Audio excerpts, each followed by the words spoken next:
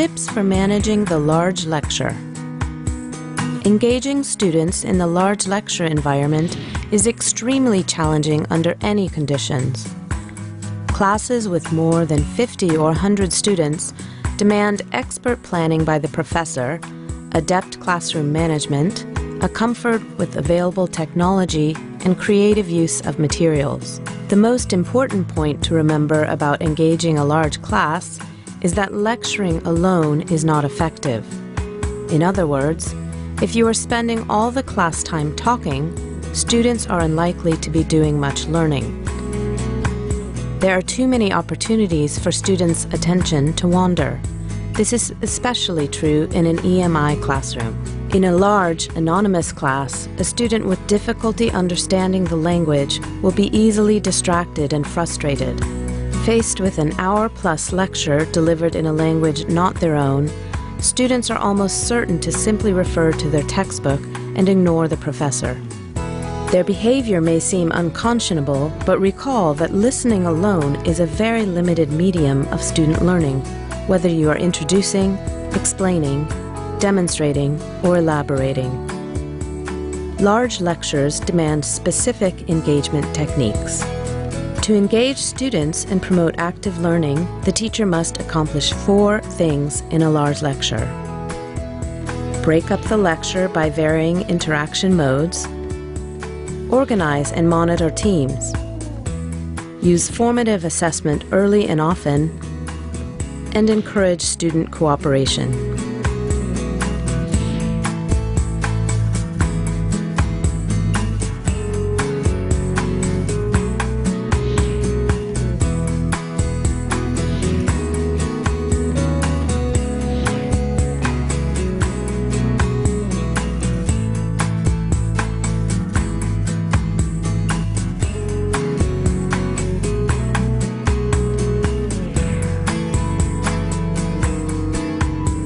In order to break up your lecture, a good ballpark is to target changing the class interaction style every 10 minutes or so, which is about the attention span of a focused student. One very simple way to change your class interaction style is to rephrase the learning objective of the class as a question. Begin your class with this question and propose that you and the students explore it in the class time. This lays the foundation for active learning. Today, I'll talk about the endocrine system. As you can see, the endocrine system is very important for your body. First, the hypothalamus. The hypothalamus is a gland located in your brain below the thalamus above the brainstem. It secretes different neurohormones, which are sometimes called releasing hormones, or hypothalamic hormones that stimulate the pituitary hormones. It's been a freaky kind of day, far as I'm concerned. Freaky. Today we're talking about survival. How does your body help you survive? For example, who here likes camping? I love camping. One of the dangers of camping is bears. To a bear, you and your sleeping bag is like kimbap, you are dinner. What happens if a bear attacks you? Should you run away or freeze? Turn to your partner and check.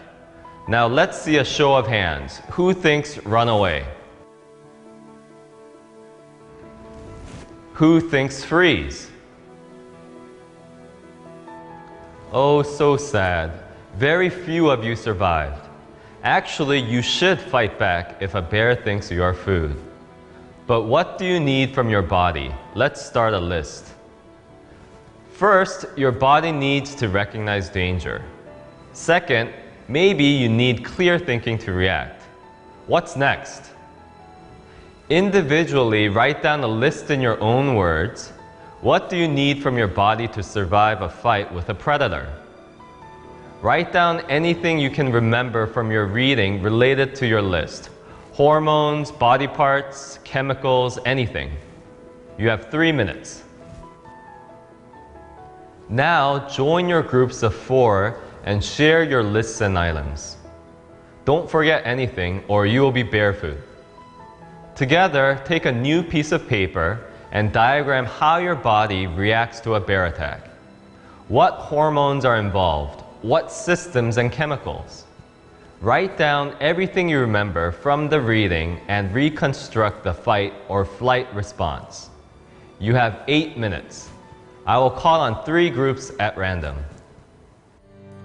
Plan your lesson, mixing in various modes and activities, reserving your teaching time for the class portion of most value to students, drawing real-world connections, analyzing concepts, modeling skills, and demonstrating applications. Here is a sample lesson plan where the teacher has carefully planned a variety of student interactions. Note how the lesson stages are carefully laid out, with the interaction, purpose, and time for each activity carefully planned. Each lesson may require up to an hour planning time.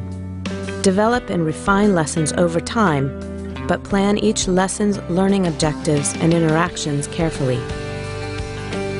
Remember that lesson plans are like travel itineraries. They should be adaptable and changeable so long as you reach your destination. Teach to the class and adapt to the plan, not the other way around.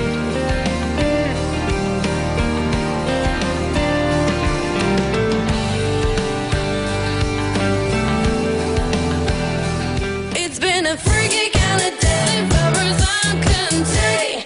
Teams allow you to use sense of competition and mutual responsibility to encourage student engagement. How you organize and monitor teams is critical. You should balance the language level of teams, allow for mixed language interaction, and evaluate participation for teams to operate smoothly and fairly. First, you should balance teams according to English language level in the EMI classroom. Teams should have a mix of students with stronger and weaker English language skills. Students with stronger skills can help bridge the language gap in their inter-team discussion, homework assignments, and in-class activities. You should make clear that intergroup discussion can be held in the student's native language, but that all students are expected to participate. Evaluate participation by silently monitoring 1 or 2 teams in one class with the help of your teaching assistant. You can also use a structured peer evaluation for student teams to self-report the participation of members. Require constructive feedback from students to prevent unfair scoring. Let's see how one professor gets her class up and running with teams. It's been a freaky kind of day. I'll be ancient Latin, rubbers on Conte. Freaky kind of day. Please look at your evaluation sheet. It looks like this. Please fill in according to instructions. Let's use Park Sung-jun as an example. Everyone meet Park Sung-jun. He will be the assistant for the class. What year are you, Sung-jun? 3학년, third year. He is a 3학년, so year 3. Freshman, you are 1, sophomore 2, senior 4. So, Park Sung-jun over there, he puts a 3 on the upper right of this paper. And what is your English comfort level, according to these symbols? Star. Okay, so Sung-jun puts his name on the top, 3 on the upper right, a star on the lower right, and is there a possibility you might drop this class, Sung-jun? No, sir. Okay, so he leaves this box blank, then he passes his paper down the row.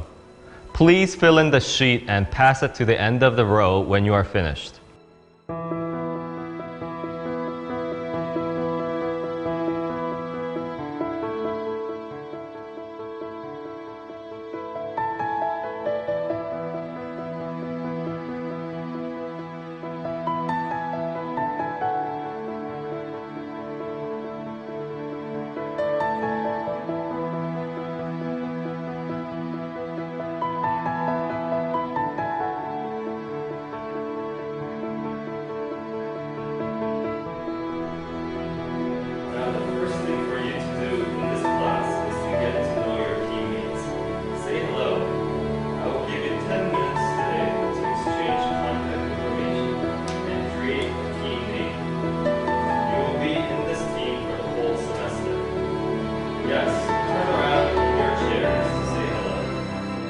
On to today's question. What does your body need to run?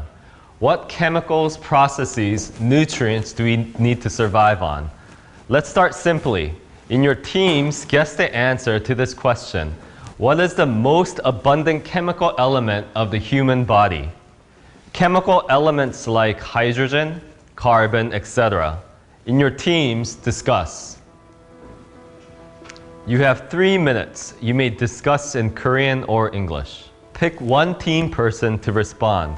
When I say so, I want all the team representatives to stand up and show your team name. Park Sung-jun will record your team name on the board. Okay, now that you have reached agreement in your teams, please one team member write down the big answer on a piece of paper and hold it up. I want to hear from 2 teams. Which grandparent is red-green colorblind and why? Please give me an answer and an explanation. Team 1, lions. Team 2 is heroes. And to judge which is correct and why is Team 3 dinos, okay, lions representative, please speak as loudly as possible. Formative assessment conducted early and often not only helps to inform your teaching, it also helps students focus their efforts prior to summary assessments like quizzes or exams. Formative assessments are different from quizzes and exams. Formative assessments are quick, low-stakes means of gauging student learning and providing immediate feedback. They can be used for any subject, at any time in class or during the semester. Formative assessments should be conducted at least every week. Many teachers incorrectly assume that early in-class assessment in large lectures requires using awkward or expensive technologies like clickers, scratch-off quiz cards, or polling websites. While these technologies are helpful, there are simpler, low-tech formative assessment methods. We will describe 5 popular methods and demonstrate how one is used in a busy, large lecture. Here are 5 very effective, quick, formative assessment techniques. To finish today, please tear out a new piece of paper. On the back of the paper, write your student ID. On the front, write in your own words a summary. Explain the key points from today. You have 1 minute. As you leave class, give the paper to Park or me. You can adapt the 1-minute summary to higher-level learning by having students explain the key points to someone with no subject knowledge. For example, how would they explain the immune process to G-Dragon? To start today, please take a piece of notebook paper. In your own words, write down what point was not clear from the last lecture. What was the muddiest point for you? You have 1 minute.